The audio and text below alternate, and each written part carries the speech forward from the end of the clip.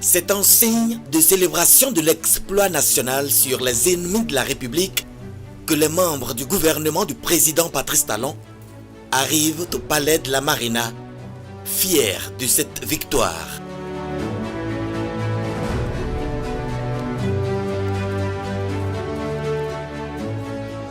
Viennent ensuite les membres du haut commandement militaire avec en tête le chef d'état-major général des armées, le général Fructueux Baguedi, le colonel Faïzou Gomina, chef de la garde nationale, et le chef d'état-major de l'armée de terre, le général Abou Issa, avaient été séquestrés par les mutins.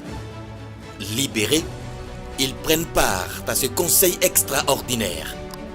Voici le général Bertin Bada, directeur de cabinet militaire du président de la République. D'autres membres du gouvernement arrivent avec le ministre d'État, Romuald Wadaï.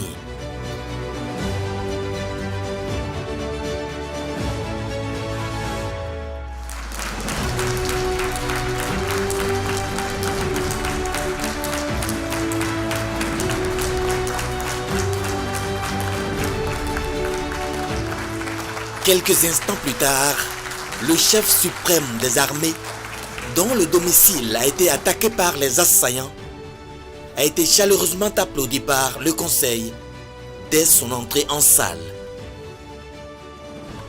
Le président Patrice Talon a fait observer une minute de silence pour honorer la mémoire de la victime Berthe Bada durant le dit conseil.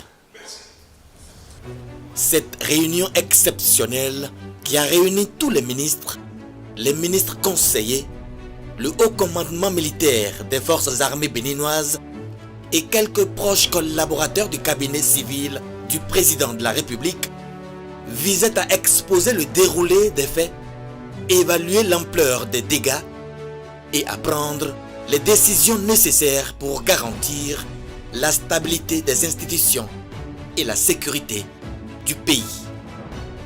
La tentative de remise en cause des institutions de la République par le groupuscule de soldats a pris du plomb dans l'aile grâce à une armée républicaine loyaliste, des forces de défense et de sécurité qui méritent tout l'honneur de la République.